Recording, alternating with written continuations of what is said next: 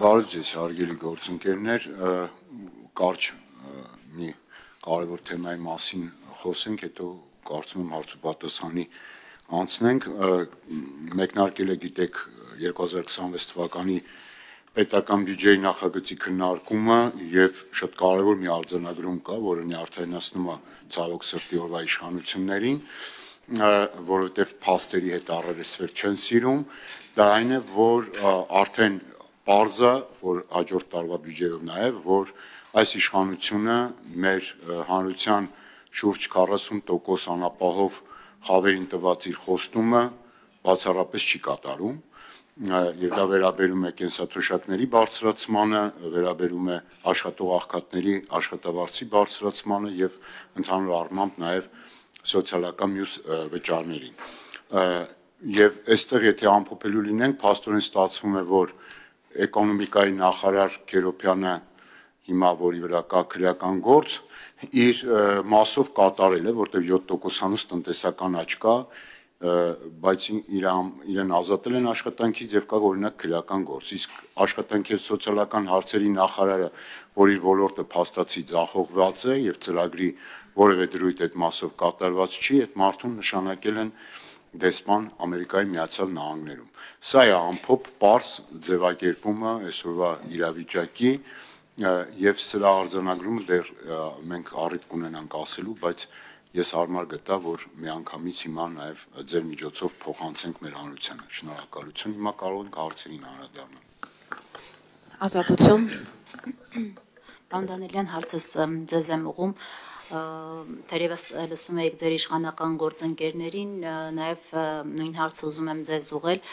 Ի վերջո դուք ինչպես եք տեսնում այս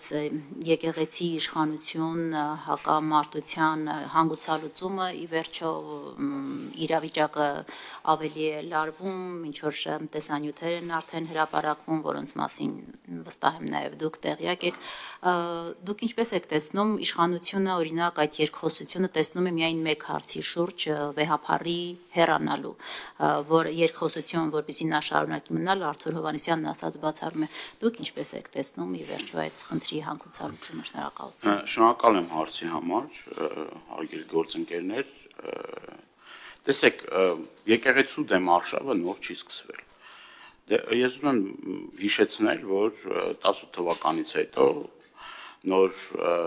Հայաստան, նոր հայրապետ, այդ ուրեմն, չգիտեմ, այդ արշավը որ կար, հետապնդվում էր կաթողիկոսը, այնուհետև մեր եկեղեցու պատմություն առարկան դպրոցական դասագրքերից հեռացվեց, դրանից հետո առանձին հոգևորականներ թիրախավորվում էին եւ ամենակեղտոտ բառապաշարով հանդես էին գալիս մերձ իշխանական թևի տարբեր ներկայացուցիչներ, բլոգերներ կոչեցյալ, ես չգիտեմ, տարբեր նաև ինչու՞ չէ նաև իշխանական թևի բարձրաստիճան պաշտոնյաներ եւ այս ամեն ինչը հստակ նաև ուղղորդվում է իշխանությունների կողմից։ Ինքը նոր չի սկսվել այս ամեն ինչը։ Եվ ես ամիսներ առաջ հարց ու պատասխանի ժամանակ Նիկոլ Փաշինյանին ասացի, որ այդ բոլոր օղակները ուզուրպացնելուց հետո, գիտեք, կենտրոնական տրական հանձնաժողով, ֆեդերացիաներ, տարբեր կառույցներ իրենց սրտի մարդկանց նշանակելով այդտեղ այդ պաշտոնը, գիտեք, կենտրոնական տրական հանձնաժողովի նախագահը ոնց ընտրվեց եւ այլն, չեմ ուզում դրա մասին շատ խորանալ, ասի հաջորդը լինելու է եկեղեցին։ Նիկոլ Փաշինյանը ցանկություն ուներ շատ մեծ իր սրտի կաթողիկոսի նշանակելու այդ կարևոր չէ, դա կլներ քահանա, դա կլներ ընդհանրապես նպատակը մեկն էր, այդ կառույցը, որ պարբերաբար քննադատում էր իշխանություններին, պարբերաբար էլ չենք, մի քանի անգամ եղել է այդպիսի գնահատականներ եւ Նիկոլ Փաշինյանը հաշտ չէր այդ իրողության հետ։ Եվ այս արշավը, որ եկեղեցու հետ ասում են եկեղեցին չուրանացել են եւ այլ, այսինքն հստակ ասածս այն է, որ հստակ ուղղորդում ա եղել իշխանությունների կողմից։ Ես ուզում նաեւ ձեզ հիշեցնել սահմանադրությամբ եկեղեցին անջատ է պետությունից, այսինքն պետությունը չպետք է միջամտի եկեղեցու գործերին, դա օրենքով արգելված է։ Եվ նաեւ ուզում եմ ձեզ հիշեցնել, ես նաեւ 2 օր առաջ հայտնի ուրեմն ձայնագրությունները հիշեցրեցի վարչապետին, ինքը սափրվելուց առաջ ինչ էր խոսում եւ սափրվելուց հետո ինչ էր խոսում։ Այսինքն այդ նույն անձնավորությունը ժամանակին ասում էր, որ պետությունը չպետք է խառնվի եկեղեցու գործ։ Այն ինչ եղավ, որ սկսեց խառնվել եկեղեցու գործերին ու ոչ միայն խառնվել եկեղեցու գործերին, այլ գնաց ավելին, ասենք եկեղեցին պառակտելու, աղանդ առանձին դարձնելու եւ վերջերս Հովանանքում տեղի ունեցած կարգալույց կահանայի մատուցած ուրեմն պատարակը մասնակցելու վարչական ռեսուրսով մարդկանց բերելու արդեն ակնհայտ է, որ դա ձախողվել է, որովհետև մենք գիտենք, չէ, այդ մարզպետները, վարչական շրջանի ղեկավարները, բոլոր պաշտոնյաները ինչ ճիք ու ջանք են գործադրում, որպեսզի ապահովեն, ասես, այդ մասովկան, այսինքն այդ շոուն կարողանան ապահովել եւ կարգալույց կահանային եկեղեցական կանոններով գնալ պատարակին մասնակցել, դա էլի եկեղեցին թիրախավորելու մի գործիքակազմ է։ Ես նաև ուզում եմ հիշեցնել, որ հենց այդ պահին Արագածոտնի թեմի ուրեմն Բարսաշճան հոգևորականներ, այդ թվում նաև Հովանավանքի խորհրդի ղեկավարը ուրեմն եւ մնացած քահանաներին արգելվեց, որպեսզի մասնակցեն պատարակին։ Այսինքն այդ մարդկանց խոչընդոտում էին Հովանավանքում իրենց ծառայությունը մատուցելու այն հոգևորականներին, որոնք որ կարգալույց արված չեն։ Դե այս ամեն ինչից արդեն դուք ձեր հետևությունները արեք, այդ տեսանյութեր կլինի, այլ բաներ կլինի, ելի եկեղեցուն թիրախավորելու գործընթացի մեջ։ Ես հարցում եմ դուք ինչպես եք հանգուցալուծումը տեսնում, ինչ ճանապարհ եք տեսնում։ Հանգուցալուծումը մեկն է, պետք է հրաժարվեն այն քրյորեն, այդ թվում նաև քրյորեն պատժելի գործելավոճից, որը որ ընտրել է իշխանությունը, այսինքն նույն կրոնական կազմակերպությունների մասին օրենքով էլի միջամտություն է դա, էլի, եւ իրավաբանները դրա հստակ ձևակերպումը տվել են, ասել են, պիտի ձեռք քաշեն այս գործելավոճից։ Սա մի գործընթաց է, որ մեր ազգին խայտարակում է, ինչ նշանակում թեմաներ կա, պիտի բացենք եւ այլն մեկ մյուս։ Եթե եկեղեցում կան խնդիրներ, այդ խնդիրները պիտի լուծվեն հստակ ընթացակարգով։ Ոչ թե այս մեր սրտի, չգիտեմ, սրբազանն է կամ այն մեր սրտի կաթողիկոսն է, ասենց ասենք կամ նենց ասենք։ Խնդիրը հստակ պիտի ձևակերպենք։ Իշխանությունները պետք է հրաժարվեն այդ գործելավոճից, որը մեզ տանում է պառակտման, հերթական բաժանարար գծեր ստեղծելու։ Սա ոչ մի լավ տեղ չի տանելու։ Առանց այն էլ մեր հասարակությունը առավել քան պառակտված է, առանց այն էլ շատ ու շատ խնդիրներ կան, որ տեսեք, ես օրինակ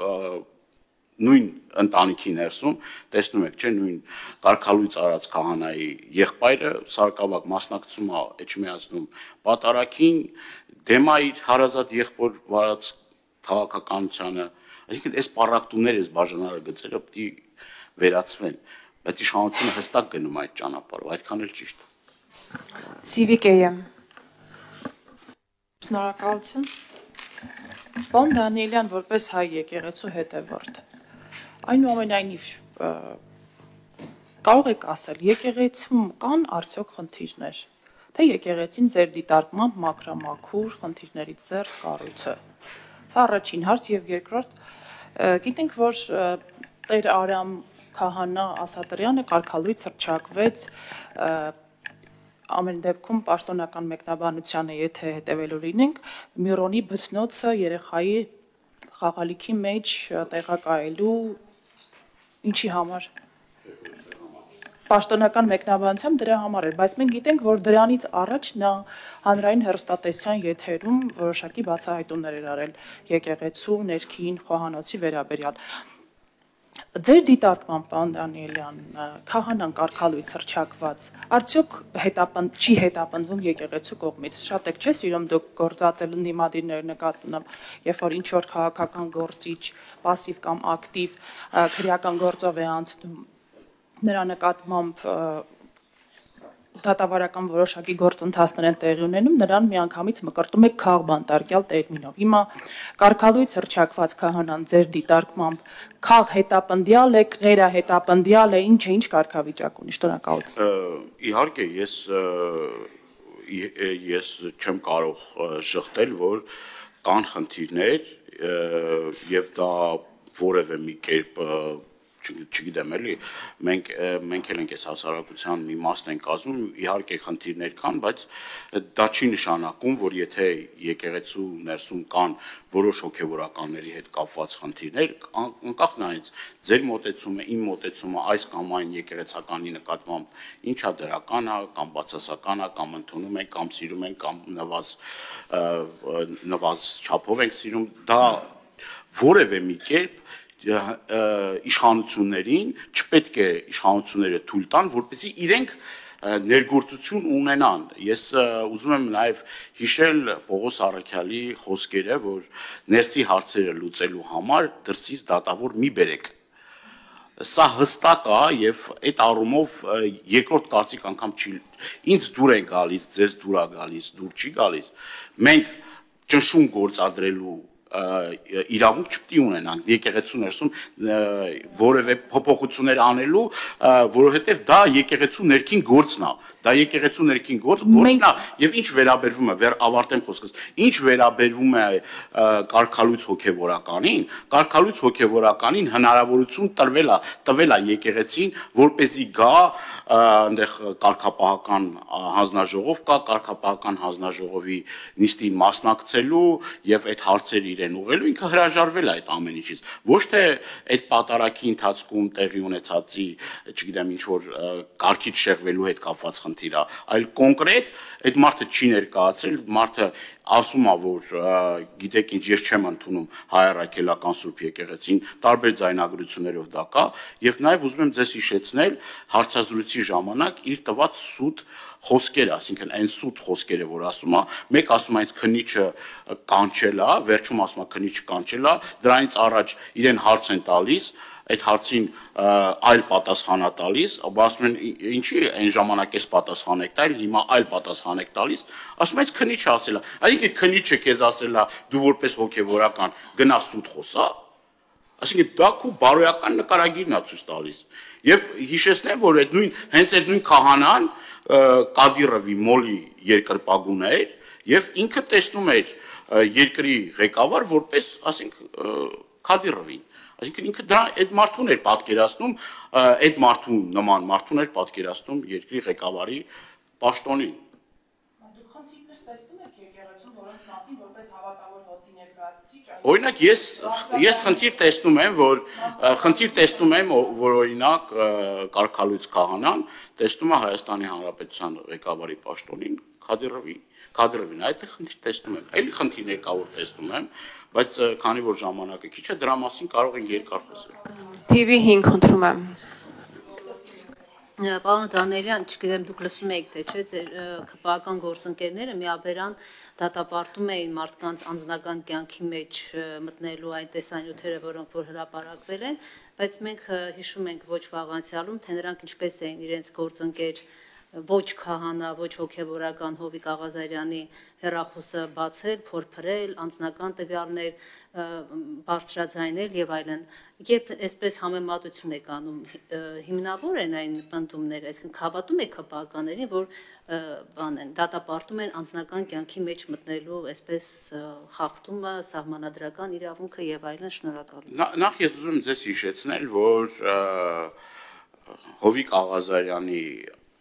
այսպես ասած ամբոստացումից հետո, երբ որ ինքը ընդվզեց որոշ հարցերի վերաբերյալ, այնուհետև հեռախոսը ձեռքից վերցրեցին, այդ նյութերը հեռախոսի պարունակությունը դարձել է ԿՊ վարչության սեղանի ուրեմն, հա?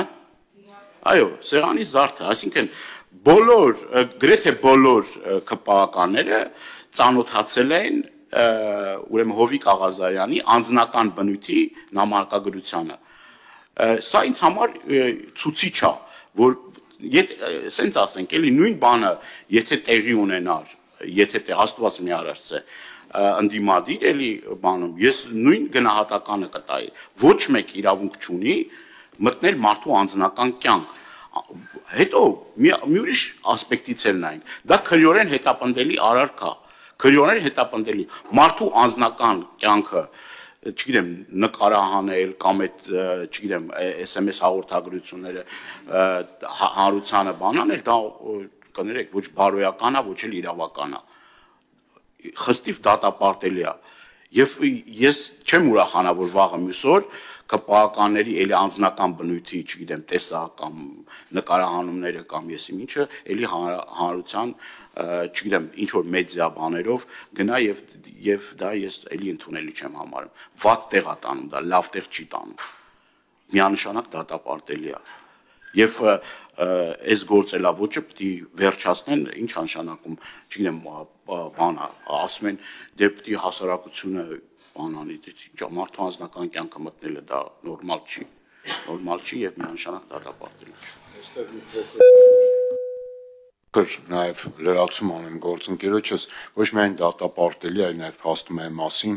որ ով որ մտնում է անձնական կյանք եւ դրանով փորձում է խնդիրը իր լուծել, ուրեմն ինքը թույլ է, իր փաստարկները թույլ են կամ զրոյական, եւ դա նաև պատճառը, որ արդեն անթույլատրելի եւ անհարիր հակաիրավական վարքագիծ են դրսևորում։ Ցանկացած մեկը ցանկացած նպատակի համար։ Այստեղ որևէ խտրականություն չի կարելի դնել։ Այսինքն փաստարկը զրո է եւ դու դրա համար դիմում ես անթույլատրելի գործիքակազմի։ Շնորհակալություն, ժամանակն ավարտվեց։